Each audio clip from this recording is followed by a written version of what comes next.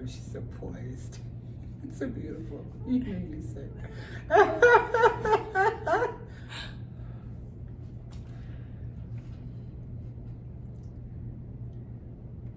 Good afternoon, ladies and gentlemen. It's January the 15th, 2025, and this is the Denver Business Beat Podcast. My name is Erica Netterville, your host, and today our very special guest is Adriana Morrison. How are you? I'm doing good. Thank you for having me. So happy to have you on the show. Today we are here at Serendipity Labs on the 11th floor, and we have this beautiful view of downtown Denver behind us. We want to thank the folks at Serendipity Labs for letting us use this space for podcasting. Morgan and his team are just amazing. If you need a presentation, if you maybe want to conduct offsite interviews for your company, or maybe you just need a really great week of focusing and getting out of the office without distractions and disruptions, come on down to Serendipity's Labs, 11th floor. Morgan can give you a beautiful tour. This facility is incredible. It has all modern features, Wi-Fi access, a kitchen, restroom facilities, podcasting studio. I mean, it just doesn't get any better than that. There are workspaces and presentation rooms, and it's a beautiful facility. Downtown Denver is so lucky to have this gorgeous place as a co-working space here in Denver. For more information, serendipitylabs.com, and you can connect with Morgan to reserve that space for your working time. Happy New Year. Happy New Year. How are you doing? Fabulous. How are you? I'm amazing. We're going to have a great interview today, but before we do that, a little birdie said you're getting ready to take a little trip. Where are you going? I am heading to Nashville. It is for a weekend where I get to home in on my pageant skills, because one of the hats I wear is I'm a delegate for the Mrs. Colorado pageant. So I'm representing Arapahoe County. The pageant takes place the weekend of April 5th at the Ellie Calkins Opera House here in Denver, and it's going to be an exciting time. It's an incredible group of women that I feel privileged to be a part of and represent the space that I do, and so I'm excited about the journey. And you're representing me. I live in Arapahoe County, so thank you for that beautiful representation, and you're just a beautiful professional woman, so I know you're going to kill it. I just know you're going to kill it. So we're going to get a deep dive into all things health today. But before we get into your business side, where did you grow up and where did you go to school at? Well, I've been calling Colorado for home for the last 10 plus years, but I was born and raised in Florida. So South Florida to be exact, first generation born here in the United States. My family's from South America. Oh. And so I had several firsts happen. First to graduate from high school from my generation, first to go to college and graduate from college. And then I lived in Tennessee for about 10 years. Tennessee was absolutely amazing to me. A lot of amazing, beautiful people. And then there came a point where I needed to do more. And so I knew I was outgrowing my stay, and I knew that the West was calling. Mm-hmm. And so I had Colorado on the mind just because of how active we are here. And after, I came here and I interviewed for several companies, and I had a lot of great positive feedback. So I knew it was a sign. And then I just packed up and came, and I'm not leaving. This is home. Yeah, this is home. She's from South Florida. I'm from Central Florida. And I think when you come and you get to experience the seasons and the beauty and the majesty of the mountains and all the things that Colorado have, it's just like a no-brainer that this is the place to be. And I agree. I think that a lot of people will assume, oh my goodness, it's so cold. Yeah. And what I quickly learned about Colorado when I first moved here is that there's really no humidity, so to speak. So when we get the snow, we can still, and we have the sun, 300 days of sunshine, where actually we have the opportunity to be outside more. It's not bone chilling the way that the assumption is, but all 4 seasons, yes. Yeah, it's beautiful to have all 4 seasons. So we're gonna do a deep dive today, and you guys are gonna learn all kinds of different things. What inspired you to focus specifically on health and fitness for women over 40, and how does the approach differ from the general weight loss advice and health revolution that you're inspiring? Well, my own weight loss journey was what kicked everything off. So I was not an athlete growing up. I literally ate and drank my way through college. Let me just call a spade a spade. So when I was in my 20s, I was over 200 pounds for most of my 20s, and just one day in July of 2001, I woke up. And as I was getting ready to start the day, I looked in the mirror, and for the first time, instead of getting depressed, I got really angry. And for the first time, I held myself accountable because I had lowered the bar on myself. I taught other people how to treat me, and it wasn't very well because I didn't treat myself very good. So that started my journey. It took me 6 months to lose a little over 50 pounds. A few months after, I switched careers, and that's when I started my health and fitness career. And then once I turned 40, I noticed that the narrative started to change with the language of women who, or the society's language about women turning 40 and we're not as revered, we're not as valued. And that couldn't be further from the truth. And I think that we're in a space to really redefine who we are with our health. And we get old because we stop playing. We don't stop playing because we get old. And I know I reversed that quote, but I really truly believe that we have the power to change our personal history. Yeah. And I wanted to be the example of that, and then just embrace the sisterhood piece so that I can walk together in one accord with as many women as possible so we can grow our voices as we get older. Yeah. That's amazing.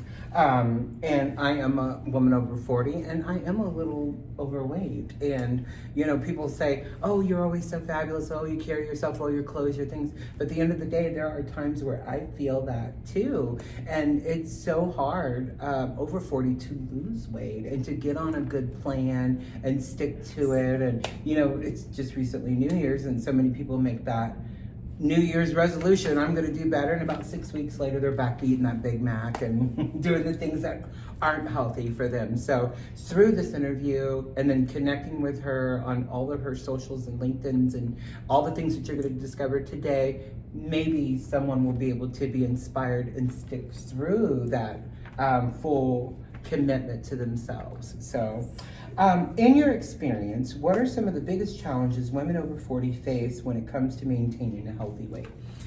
First of all, we don't focus on the hormonal piece. Yeah.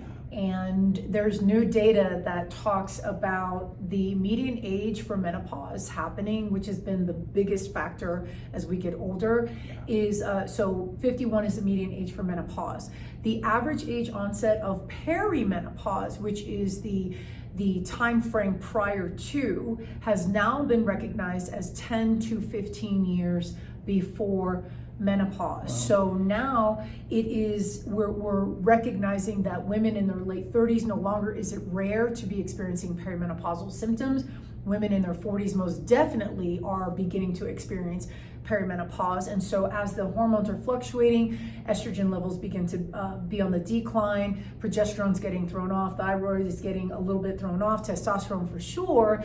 A lot of the symptoms, whether they're hot flashes or night sweats, to the more covert symptoms of maybe hair thinning, hair loss, mood swings, sleep deprivation. So many women are going through this, but there is no universal protocol for healthcare providers to address perimenopause. And a lot of that is because so very many of them have been limited in their trainings when they were going through med school or their clinical studies. And so we're having more conversations, explore that, and gain traction, which is huge. Yeah. We still have more work to do, but the hormonal piece has a role to play. Yeah. And so then I always encourage women, as a menopause fitness coach, I encourage women to get their hormones checked and really hold space with their healthcare provider. Sure. To be firm to say, this is what I am requesting to do. Sure.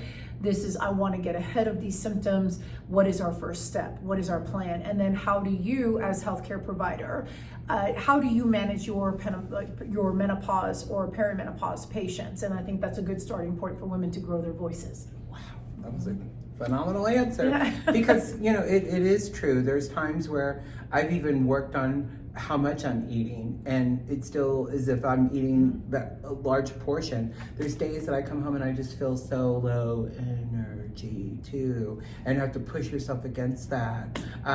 So I'm 50 now, and I'm definitely going through all of those issues myself. Can you share some key strategies and habits that have proven most effective in helping women over 40 achieving long-term fat loss and overall wellness? I love to start with mindset. So when I connect with women, whether in the virtual space or in person or online, social media, I love to encourage women to ask themselves two questions. Number one, is your current environment serving you? And that allowing you to ask yourself that question takes away any victim mentality, any blaming, complaining, and explaining, whether life kicks us in the throat or whether we made a series of decisions that now we find ourselves in a pickle. Yeah. And so is it currently serving us, the environment? And then if the answer is no, the next question I always like to ask is, are you willing to do what's required? Because there is a certain level of requirements that position yourself to start getting the needle, to get the ball rolling, to get to that next level. Yeah. So we take away the want or the motivation factor, because motivation can be fleeting, and we can certainly talk about that. But being willing to make a decision and recognize that some of the process to get to that next level is going to take us outside of our comfort zone. So if we're outside of our comfort zones, that means we have the potential to grow, but we've got to trust the process. Right. So anytime that we say no to something that we know we should do, but then we don't because we don't feel like it, we just said my comfort zone is the most important thing versus anything else. Yeah. And when we think about it that way, that feels a little cringy, but it allows us to hold space like, okay, am I willing to do what's required? Am I willing to just trust the process and show up for me? And Ed Mylett has a quote that says, outlast the temporary. So if we can hang on during the times where it's extremely uncomfortable and we see things to the other side, we're actually gonna make progress. So the mindset and the space between our ears oftentimes gets us in trouble because fear factor might set in, we've not done it like this before, and then we're so then we set ourselves up to have the framework to mentally be ready. And then the next step is the taking action. Wow. From the mouth of the professional herself, what role does mental and emotional health play in the health journey for women over 40? And how can someone address these aspects? It plays a huge role, because sometimes we put too much attention to our inner adversary. Mm-hmm. Our inner critic has too much of a voice. Mm-hmm. We need to tell her to sit down and shut up. Take several seats. Yeah.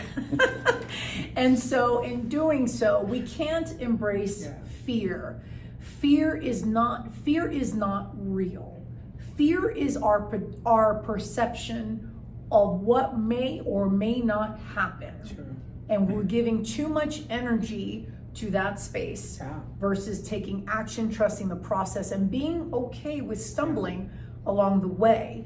And so if we can pause, recognize our emotions when we're feeling a certain type of way about some of the feelings that we're having, but then continue choosing to put one foot in front of the other, now we're not letting the emotions be in the driver's seat. And I think too many times when emotions are in the driver's seat, it becomes a crapshoot. Sure. So sometimes we could just be, if we're saying something that's really been on our mind, it might land because it's something we really wanted to say and we're being authentic. But sometimes we might have a foot-shaped mouth when we do that. Yeah. And that's not serving for those conditions. So if we're able to process our emotions and be okay with getting uncomfortable, but still choosing to move forward, we're going to discover that we have talents and abilities in ourselves that we didn't realize that we had, that we're stronger than we give ourselves credit.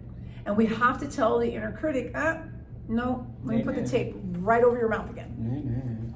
I love all that. on your podcast, The Health Revolution on E360 TV, what topics or interviews have resonated the most with your audience regarding health transformation in midlife? So with our show, The Health Revolution, we are a TV streaming show that we are distributed through to Amazon Fire, Roku, Apple TV, and we just recently got word of our syndication reaching Amazon Live, Samsung Live, and then also Roku Live, in addition to Tubi and Pluto. I love Pluto. I'm excited. It's really happening. I'm so It's happy. happening. For you. Thank you. Congratulations, Thank and you. all that success is so deserving because you walk it, you talk it, and you live it. So this is the next question, and this was sent in to us by an email, roseb23@gmail. We're going to answer your question right now. So she wants to know, what is the daily setup for, yes, good food intake and healthy meal preparation throughout the day, but her question is when should she be working out, in the morning or in the afternoon when she comes home from work? And juggling that, and then weekend she feels like she got kids and soccer and so many things. How do you stay, what's the word I want to use, dedicated to that? So you start with the plan, because if you fail to plan, you plan to fail. So I advocate for putting you on the calendar, and bosses don't cancel on those meetings. You're a boss, you're a boss babe. And so find a way to put you on the calendar. In the case of whether or not to work out before and first thing in the morning or after, I'll highlight both benefits. Okay. The benefit for working out first thing in the morning is you subconsciously start the day with you.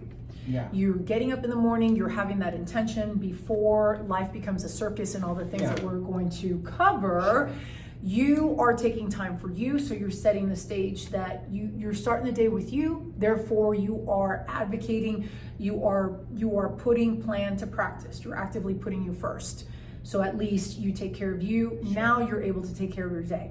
In the case of working out in the evening, I like for that to be the case if the schedule gets extremely crazy. A woman feels like, I have to get up at the crack of midnight. I'm out the starting gate. I don't have a 9-to-5 job. These are all the responsibilities, and literally when I wake up, my feet are barely touching the ground. Get you in there somehow. Make sure that you don't go to bed without having time for you. So if the only time that you have is in the evening time, then go ahead and get that done. Now, there is a greater benefit of working out in the morning because endorphins are elevated, and so you're feeling much more, you're more awake because movement has already happened. Yeah. In the case of working out in the evening, You're tired. you're tired, and if you might if you feel like now you're amped up again and it's time to go to sleep, then there's some best practices to kind of just wind things down. So I would encourage things like maybe taking a hot bath or a shower, having any of those like setting white noise. Just do things that are calming so that way you can begin to wind the body down. Yeah, that's so crucial, getting your routine. And in the morning I'm sitting there with my yogurt and my banana, and then at night around 7 I get a big hot cup of tea, and sometimes I'm falling asleep at 9 o'clock because that tea just relaxes and soothes me. So whatever your daily routine is, it's important, and you are important. And like she said, to put you first is super duper important. And if you get up early before the kids and stuff and all at school, then it's you. So as a published writer and speaker, how do you balance creating content while continuing to develop your expertise and helping your clients achieve their goals along the way? I think it's important to time manage to the best of your ability. And I say that with a grain of salt because sometimes we envision what it looks like in the perfect setting, but life, as we know, couldn't be farther from the truth. Life happens. So still make time for you. Don't prematurely decide, well, my schedule's too crazy. I guess I just don't have time to squeeze me in. Even if the schedule gets sloppy, make the effort to put you in.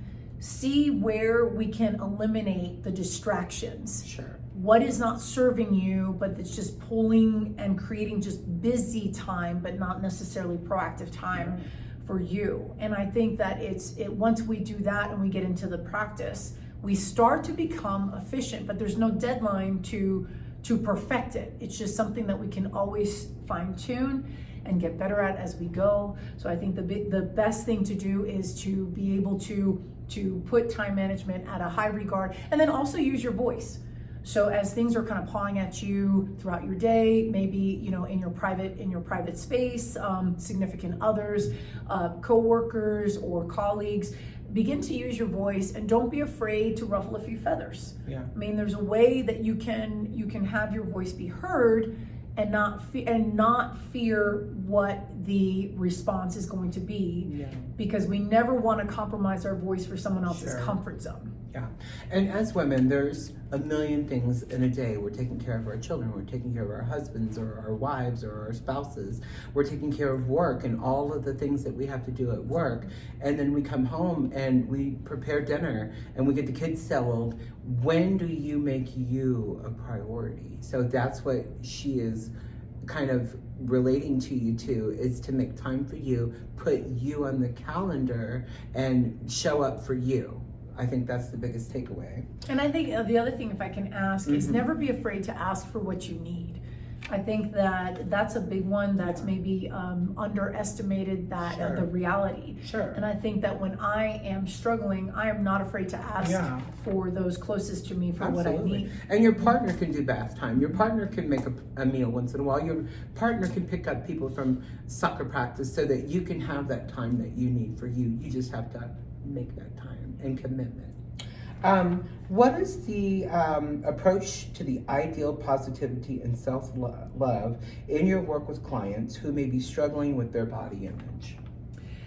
I love to highlight the talents and abilities that the women who I work with have, because they're all amazing, they're all incredible. And I just started working with a woman in her 70s who lives in the Eastern time zone and has a host of issues, osteoporosis. She has IBS, a lot of physical conditions. And in talking to her, I can sense that she has been feeling defeated for a long period of time. So in our conversations, her demeanor was very abrasive, defensive, and I could tell that she was pretty wounded. And my immediate response that I said to her, I said, "You are a warrior. You're a trooper. You've been through all these ailments. You've been struggling for a long period of time, and the level of resilience you exude." And I said, "You're amazing." And I looked at her and I said, "I don't know if somebody has ever told you this in recent times, but you are an amazing woman." And I could see how she was kind of biting her lip, and then it struck a chord. But I looked at her and I said, I mean it. And so my goal is to see every woman who I work with for who she is, and remind her that she is an incredible human being who is not done yet living, and that I am honored to be working with her to help her create that breakthrough success that she's been looking for. Say yes. I've been doing this show for almost a year, and the incredible people that come on and the inspiration that I just get sitting next to this caliber of woman is just amazing. So I know that each and every one of you are getting this too. What is the one piece of advice that you would offer to a woman over 40 who is just at the beginning to start to prioritize their health and their weight loss journey, but aren't sure where to begin? Accept the mindset that you have the power to change your personal history. Believe it, and don't drink society's Kool-Aid that over 40 is over the hill and all of that. And I think for the longest time, society has revered women over the age of 40, 50, 60 and beyond as not as revered, not as valued. And it is Gen Xers who are changing the face of that and are concluding, wait a second. Yeah. On second thought, I still have a lot of road to go. I do not agree Yeah. with the narrative you're trying to get, with the Kool-Aid you're trying to get me to drink. I love that. Let me redefine my space I love that. and let's see what happens next. Yeah. Handles, websites, and TV show information so our viewers can connect with you. My handle on across social media, and I'm on a variety of different platforms, is Fitness with Adriana. And so if you look for that handle, you'll probably see, you'll remember my face, and feel free to follow me there. In addition to that, the Health Revolution has its own TV handle or social media handles. And so we are on Facebook, Instagram, and also LinkedIn. So our handle is the Health Revolution TV. You can also reach us at our website, thehealthrevolutiontv.com. We embrace all conversations to optimize your healthy living, the elevating the physical strength, the emotional resilience, and the mental mastery. Because even though in the health and fitness space, I work with women directly, it's our responsibility to continue to learn and understand what our options are as we get older. We need to pump the brakes on the impact that negative thinking on aging is. We're getting older, but we are not old. And there's still ways to maximize our ability to embrace the motion is lotion. Okay. So these are the two questions that I ask everybody that comes on the show. And people really love these two questions. There's always a takeaway at the end of the interview. If Adriana could go back to her 15-year-old self, what would you say to prep you for where you're at sitting in this chair today? Don't put emphasis on other people's opinions of you.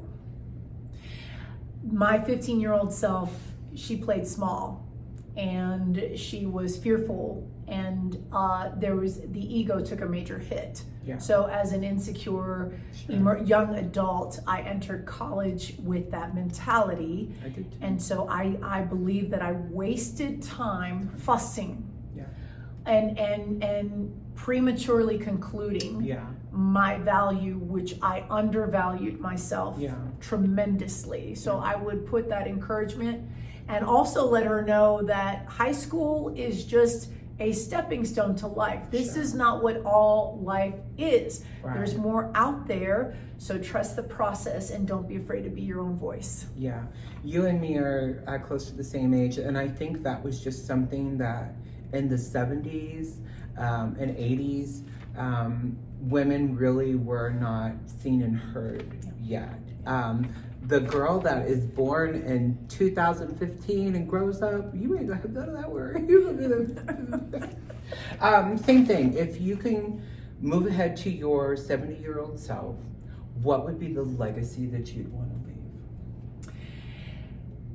Good job for putting your self-care first, even if that was not the most popular decision that you see around you. Yeah. Because putting that emphasis, kind of like wealth, when we invest in ourselves and we consistently show up for us and just do the routine that will continue to support our future self, later on down the line, the quality of care that we are creating for ourselves is priceless. There it is, ladies and gentlemen. She's given you all the tools. I would invite you to check out her LinkedIn. I would invite you to go to her TV channel and start to get yourself familiar with her show, her post, and then make the appointment, whether it's virtual, whether it's in person, and get on that real, true path to health and fitness, and create your own revolution, and she will get you every step of the way. We're going to switch gears here real quick and go into our marketing moment with Hart Heating, Cooling, Plumbing, and Electric. This is the last day, ladies and gentlemen, that we will be seeing this type of weather. Tomorrow night we will be going down to 17. And then from there on, we have 5 consistent days of below 0. Next Wednesday, we will be below 15 below. So please, please, please, this weekend, make sure that you're leaving your faucets dribbling, your cabinet doors open, opening up that laundry room, opening up basements, attics, shut up areas where you normally have that shut off. Open all those doors so the heat is flowing to all of your pipes, your water heaters, your boilers, your HVAC systems. We have not seen that 5 consistent days of below zero in quite some time here in the Denver metro area. If you're having those issues, Hart Heating, Cooling, Plumbing, and Electric is here for you. You can shoot me a message through LinkedIn. You can call my mobile phone number that's on there. I'll be happy to get you an appointment, whether it's residential or commercial. And then remember, if it is commercial, you're responsible for your staff, your clients, and your customers, and making sure that they're warm and safe in your business is absolutely crucial. So if you're having any panel issues or electrical issues, boiler issues, water heater issues, plumbing issues, you know that something's just been barely holding on, the likelihood that those pipes and or water heater can freeze is very likely in the next few days. We're gonna have 3 days of hard snow that is not going to be melting or going anywhere. So that will be laying on top of your sidewalks, your foundations, your yard, and keeping that cold even in the daytime temperatures at 4, 3, one day it's just 0 all day long. We haven't had that type of Arctic weather in our area. So if you're having any of those service needs or you're wanting to get pre-prepped, we do have 2 days before that starts up that severe. Connect with us at Hart and we'll be happy to get a technician out there, whether it's plumbing, heating, electric, or residential or commercial. Ladies and gentlemen, our guest today is Adriana Morrison. My name is Erica Netterville, your host. We want to say thank you so much for tuning in. Last week you watched our episode at Denver News 7. I want to give Brian Joyce a huge shout out. That episode is already into the 2000s of views on just the regular platform, let alone all the impressions on all of our other sites and platforms as well. Ladies and gentlemen, that's been our show today. I think we got everything out we wanted to talk about. I think so too. We did too. From Serendipity Labs in beautiful downtown Denver on Wawetta, we're signing off. Have a great weekend and enjoy the weather.